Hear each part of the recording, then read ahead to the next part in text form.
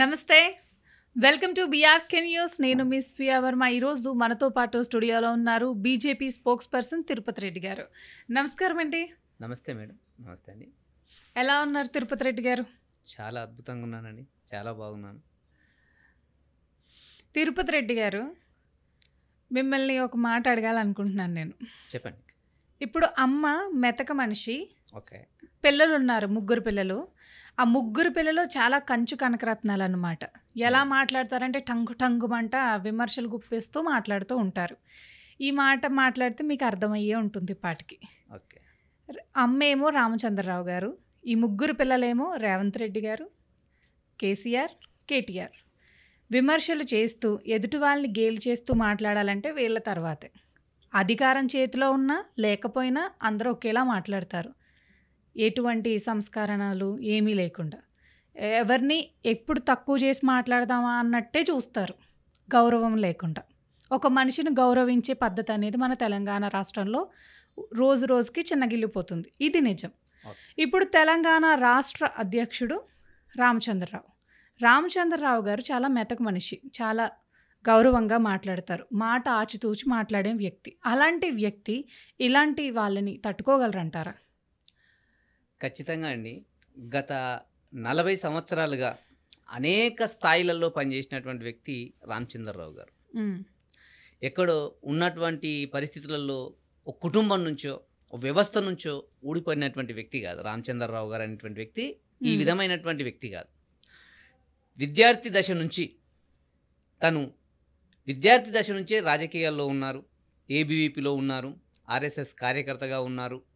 చాలా బీజేపీలో ఉన్నటువంటి చాలా ఒక స్థాయిలో పనిచేసినటువంటి వ్యక్తి. అవును. గెలిచిన ఓడిపోయిన జనాల మధ్య నుండి ఆయనకున్నటువంటి ఒక ప్రొఫెషనల్ లాయర్. తను కోర్టులో విద్యార్థుల తరపున వాదిస్తూ, కోర్టులో బీద జనాల తరపున వాదిస్తూ, కోర్టులో బీజేపీల నాయకుల తరపున వాదిస్తూ, సమాజంలో ఉన్నటువంటి ఒక వ్యవస్థని సరిదిద్దాలనేటువంటి తాపత్రయంతో ఉన్నటువంటి వ్యక్తి రామచంద్రరావు గారు. ఈరోజు ఈ పరిస్థితులలో వీళ్ళని తట్టుకోగలుగుతారా లేదా అనేటువంటిది ఒక మీడియాలో చాలా మటుకు అడుగుతున్నటువంటి ప్రశ్నలు. కానీ ఒకటే, మీరు ఇంతకుముందు చెప్పారు, కేసీఆర్ గారు కానీ, కేటీఆర్ గారు కానీ, మన రేవంత్ రెడ్డి గారు కానీ అచ్చ తెలుగు తెలంగాణలో మాట్లాడుతూ ఇతరులను గేలి చేస్తూ ఇతరులను బూతులు తిడుతూ మాట్లాడుతున్నాడు. నేనేమంటున్నానంటే, బూతులు తిట్టే రాజకీయానికి నాంది వలికిందే కేసీఆర్. అటువంటి వ్యక్తిని కాదనుకున్నారు ఈ జనాలు, అటువంటి వ్యక్తిని కాదనుకున్నారు. కానీ ఇక్కడ మనం చూసుకుంటే సభ్యతా సంస్కారాలు అనేటువంటివి ఒక మనిషికి చాలా ముఖ్యం అనేటువంటి వ్యవస్థ నుంచి వచ్చినటువంటి వ్యక్తి ఎవరన్నారంటే రామచంద్రరావు గారు. చిన్నప్పటి నుంచి సభ్యతా సంస్కారాలతో పెరిగి వాళ్ళ నాన్నగారు ఒక ప్రొఫెసర్. అటువంటి ఒక మంచి వ్యక్తి కొడుకుగా తను రాజకీయాల్లో అరంగేట్రం చేసి రాజకీయాల్లో ఉన్నటువంటి వ్యవస్థలో పనిచేస్తూ ముందరకు వచ్చినటువంటి వ్యక్తి. ఆయన 40 సంవత్సరాలు, దాదాపుగా 30 నుంచి 40 సంవత్సరాలు సుదీర్ఘంగా పనిచేసినటువంటి వ్యక్తి. తెలంగాణలో కాదు, ఆంధ్రప్రదేశ్ రాష్ట్రంలో, ఉమ్మడి ఆంధ్రప్రదేశ్లో కూడా తను పనిచేశారు.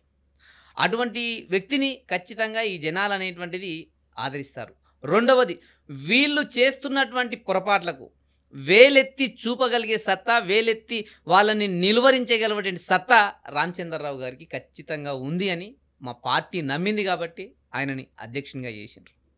లేకపోతే ఆయన కన్నా ఇంకా వ్యక్తులు ఉన్నారంటే చాలామంది ఉన్నారు. కానీ ఈ పరిస్థితులలో, ఈ తెలంగాణ పరిస్థితులలో ఏదైతే కేంద్ర సంబంధించినటువంటి శాఖ పార్టీ ఏదైతే కేంద్ర పార్టీ ఏదైతే ఉందో దానికి సంబంధించినటువంటి వ్యవస్థలో ఈ యొక్క వ్యక్తిని చేస్తే సమన్వయంతో ఈ యొక్క వ్యవస్థను, ఈ యొక్క బీజేపీ పార్టీని ముందరికి తీసుకెళ్తాడు అనేటువంటి ఉద్దేశంతో ఆయనకి చేయండి.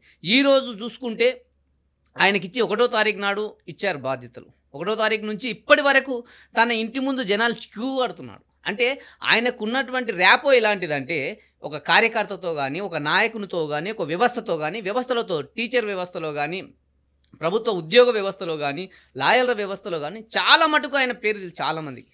అటువంటి వ్యవస్థలో సమన్వయపరుస్తూ ఖచ్చితంగా ముందరికెళ్ళి రాబోయే తెలంగాణ రాష్ట్రంలో రామచంద్రరావు గారు ఈ యొక్క బీజేపీ గవర్నమెంట్ని బీజేపీ రాష్ట్ర ప్రభుత్వంలో బీజేపీని జెండా ఎగరవేసే కార్యక్రమంలో ఖచ్చితంగా ఆయన ముందంజ వేస్తారు. ఖచ్చితంగా పార్టీలకి ముందుకు తీసేలే కెపాసిటీ, తర్వాత వచ్చేటువంటి లోకల్ బాడీ ఎలక్షన్లో, వచ్చేటువంటి జిహెచ్ఎంసీ ఎలక్షన్లో ఖచ్చితంగా బీజేపీ పార్టీని నిలబెట్టి గెలిపియగలిగే సత్తా రామచంద్రరావు గారికి ఉంటుంది. Well, thank you Tirupati Reddy గారు. మీ విలువైన సమయాన్ని మా స్టూడియోకి కేటాయించినందుకు ధన్యవాదాలు. నమస్కారం. నమస్తే అండి.